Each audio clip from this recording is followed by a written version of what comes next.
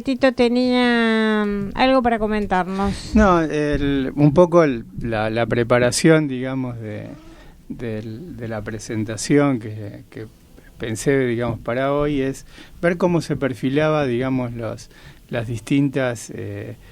opciones políticas que hoy están compitiendo, digamos, para las elecciones, y ver de qué manera se presenta el escenario post-elecciones, digamos, no tanto lo que están proponiendo ahora, sino lo que pueden uno como empezar a intuir qué es lo que viene después. Por parte del oficialismo, la propuesta no aparece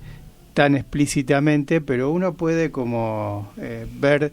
una línea muy coherente. La verdad que si uno repasa todos los discursos de los políticos que forman parte del actual gobierno, desde que tienen voz pública, digamos, desde que se inician, tanto el exministro Esteban Bullrich como muchas de sus presentaciones dentro de los debates educativos que se dieron en el ámbito legislativo, van manteniendo como una línea de conducta que uno de alguna manera puede intuir, digamos, puede ya visualizar como lo que van a ser sus decisiones en la medida que alcancen, digamos, a renovar la presidencia y el control del Estado argentino. En principio, digamos, tres grandes cuestiones. Por un lado, la cuestión presupuestaria. Lo que se puede esperar, digamos, en caso de que el oficialismo triunfe, es que no haya mayores incrementos dentro de los presupuestos educativos, más bien todo lo contrario, digamos, porque hay otras prioridades que tienen que ver con la deuda externa y con el desarrollo de otras políticas. Lo educativo no va a ser una prioridad dentro de lo que pueden ser las políticas presupuestarias, o sea, no va a ser una prioridad política, con lo cual esto está ligado a lo presupuestario. Por el otro lado, lo salarial, dentro de lo presupuestario, lo salarial docente va a permanecer, digamos, en este lugar, digamos, de retroceso, digamos, con respecto a lo que puede ser el valor adquisitivo, y hoy por hoy incluso el sueldo mínimo docente está por debajo de la línea de pobreza. Eso se va a seguir manteniendo, digamos, y a su vez, digamos, otro tipo de políticas que van en el sentido de lo que se decía hace un ratito, ¿no?, de la descalificación hacia lo que hacen las escuelas. Acá la pieza fundamental es la evaluación. Siempre la evaluación va a de alguna manera hacer hincapié sobre lo que la escuela no hace, sobre lo que falta hacer, todo este tipo de cuestiones que tienen que ver con la descalificación del trabajo docente y el lugar de las escuelas, el retroceso en términos de los contenidos, de todo lo que es las formaciones en las ciencias sociales. Esto es, digamos, parte de las políticas, digamos, que se visualizan también a través de los contenidos. La historia, la geografía son como contenidos que ya se ve, digamos, como proyectos, acá se decía, en otros países. En Argentina esto también es posible, digamos, de ponerlo en un lugar como de relleno, digamos, ¿no?, como algo que no es necesario, que tiene con la historia, que tiene con la geografía, que tiene que ver con las ciencias sociales en general, y todo esto desplazado por un discurso muy centrado en lo que es una mala interpretación, pésima interpretación de todos los avances en el campo de la psicología educacional, centrado en las emociones, centrado en esta idea, digamos, como que lo emocional es la pieza clave o la piedra angular del trabajo docente o del aprendizaje, o sobre lo que tiene que hacer énfasis la enseñanza, con lo cual vacía de contenidos todo el campo, digamos, de la enseñanza, incluso un campo que tiene que ser valorado, y sin embargo también sobre eso se hizo avances, como fue el campo de las matemáticas, donde los especialistas en matemática incluso salieron a contestar en su momento las políticas en ese campo. Esto es lo que presenta, digamos, hoy por hoy el panorama, además del ataque, obviamente, a las organizaciones sindicales y a todo lo que es la defensa de la escuela pública,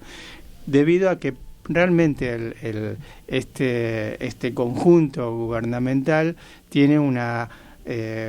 particular visión sobre lo que es la escuela pública estatal, y sobre eso, esa particular visión tiene que ver con una profunda descalificación, desconsideración a todo lo que se hace en esos espacios. Por el otro lado, y ahora sí vamos a hablar del otro lado,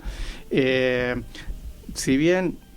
se están haciendo y se está trabajando bastante en generar propuestas, básicamente uno lo que puede empezar también a insinuarse es un fortalecimiento, digamos, de todo lo que plantea la Ley de Educación Nacional, que justamente va a ser uno de los temas para mí para retomar por un lado o para atacar del otro lado, ¿no? La Ley de Educación Nacional va a ser seguramente cuestionada por el actual oficialismo en caso que triunfen las elecciones, y por el otro lado va a ser defendida, digamos, por parte de lo que es hoy la oposición, y en este sentido, digamos, se va a dar como una disputa bastante fuerte, que no es solamente legal, sino que es de fondo, digamos, alrededor de qué educación queremos. La Ley de Educación Nacional es prácticamente hoy representa, con todas algunas de las cuestiones que hace falta también fortalecer y hace falta llevar adelante, que creo que esto es parte de la agenda pendiente,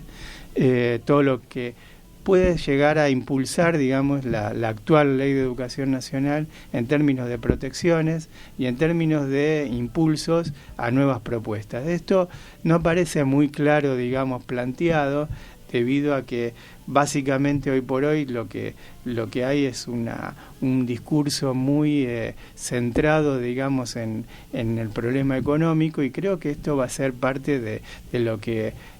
hoy por hoy lo que es la oposición va a tener que enfrentar, digamos, y ver de qué manera articular con estas propuestas que lleva adelante tanto la Ley de Educación Nacional como las leyes provinciales, ¿no? Sí. Casi todas las provincias han modificado sus leyes. La Ciudad de Buenos Aires todavía no tiene ley de educación, la provincia de Santa Fe no la tiene, esperemos que con el nuevo gobernador se logre tener una ley de educación también en Santa Fe, y con todo esto, y Mendoza también es necesario que tenga su propia ley de educación. Mendoza hoy por hoy es una de las provincias que están siendo como las avanzadas en términos de las políticas oficialistas, y en caso, vuelvo a decir, que triunfe o tenga posibilidades la actual oposición de llegar a la presidencia y a ganar las elecciones, creo que el tema de la Ley de Educación Nacional va a ser un tema retomado, digamos, para ver de qué manera en el campo de restricciones que se van a presentar a nivel económico se pueden llevar adelante propuestas que no sean solamente defensivas, sino propuestas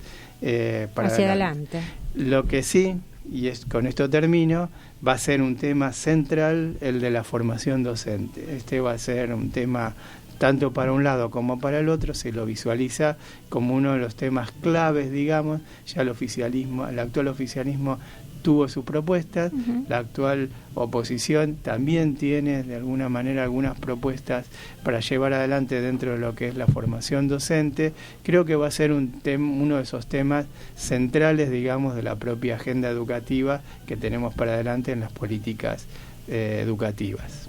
Este tema sigue, ¿no, Tito Marengo? Este tema sigue porque está en evolución permanentemente y además todo el tiempo está produciendo novedades. Así es, así es. Gracias, Tito Marengo, por esclarecernos acá en Sintonía de Educar esta mañana. Bueno.